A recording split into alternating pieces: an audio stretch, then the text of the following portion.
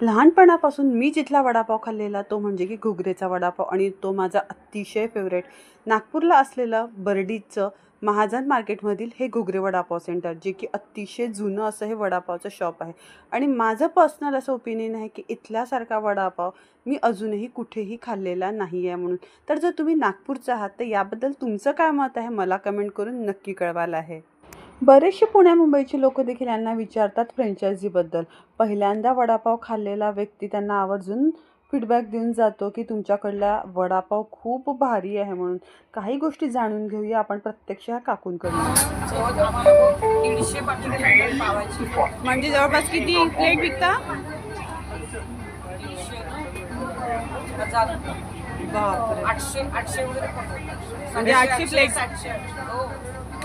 एक साबुदाणा संडे आणि Saturday Sunday जास्त. साबुदाणाचा आणि एक वडापाव.